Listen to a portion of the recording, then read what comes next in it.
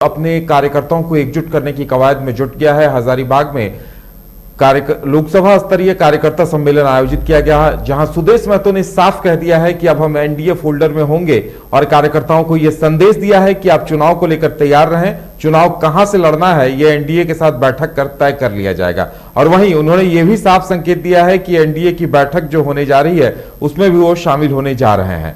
और ज्यादा जानकारी के लिए इस वक्त हमारे साथ हमारे सहयोगी शाहनवाज जुड़े हुए हैं। शाहनवाज, एक तरफ तो विपक्ष की बैठक होनी है बैंगलोर में और वहीं सत्ता पक्ष की एनडीए की भी बैठक होनी है और उसमें सुदेश महतो शामिल हो रहे हैं। इसे लेकर उन्होंने स्पष्ट कर दिया है, यानी अब किसी तरह का कोई इब्बट नहीं रह गया कि वो एनडीए फोल्डर में है या नहीं। क्या कुछ मायने समझे जाएं इसके?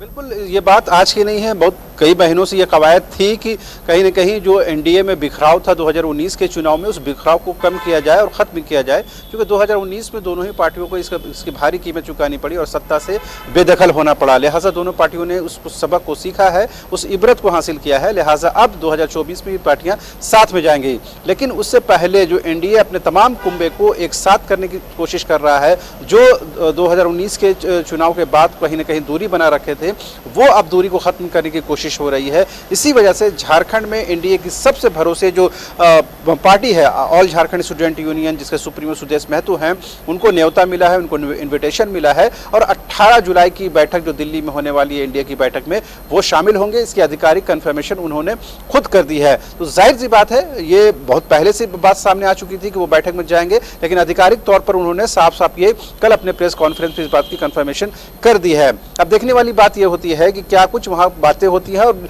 जो सीटों के बंटवारे को लेकर, जैसे खुद सुदेश महतो कह रहे हैं कि तमाम वो लोकसभा क्षेत्रों में अपने चुनाव प्रचार को अंजाम दे रहे हैं। इससे पहले राजमहल लोकसभा क्षेत्र में उनका कार्यक्रम था, पाकुड़ में उनका कार्यक्रम था, अब हजारीबाग में कार्यक्रम है। लगातार वो कार्यक्रमों को तरजीह दे रहे हैं। इससे पहले उनको डुमरी बाई इलेक्शन को फेस करना है। तो कहीं ना कहीं आसू इस बात को समझती है कि अगर हम, यानी कि आसू और बीजेपी एक साथ जाएगी तो जाहिर सी बात है एनडीए को कंप्लीट जो एक टक्कर देने की बात आती है वो कहीं ना कहीं वो दे पाएंगे।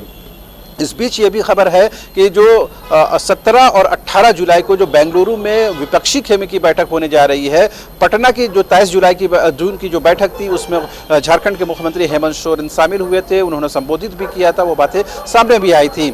अब जो 2 दिन की बैठक बेंगलुरु में होने जा रही है, जिसका आगाज़ होने जा रहा है, लिहाजा उस बैठक में भी बतौर जेएमएम की तरफ से कार्यकारी अध्यक्ष के तौर पर, झारखंड के प्रतिनिधित्व करने के तौर पर हेमंत सोरेन जा रहे हैं। हालांकि आधिकारिक तौर पर पार्टी की तरफ से कोई बात सामने नहीं आई है, लेकिन ये बिल्कुल पॉलिटिकल पंडित इस बात को मानते हैं कि अगर पटना की बैठक में हेमंत सोरेन शामिल हुए थे और वहां अगर विपक्षी एकता आकार ले रहा है तो जाहिर सी बात है उसको कहीं ना कहीं आगे इनकरेज करने की जरूरत है। लिहाजा कहीं ना कहीं हेमंत सोरेन भी इस बेंगलुरु की बैठक में शामिल होंगे। पार्टी की ओर से कोई कंफर्मेशन नहीं की गई है, आधिकारिक पुष्टि नहीं की गई है, लेकिन सूत्र बता रहे हैं कि हेमंत सोरेन कल ही यानी 17 जुलाई को ही वो रवाना होंगे और कहीं ना कहीं उस बैठक में वो उनकी मौजूदगी जो है वो बेहद मायने रखेगी। जाहिर सी बात है, झारखंड में 2 आइकॉनिक फेस है, दोनों यंग हैं, डायनेमिक लीडर हैं, चाहे सुदेश महतो की बात करें या फिर हेमंत सोरेन की बात करें।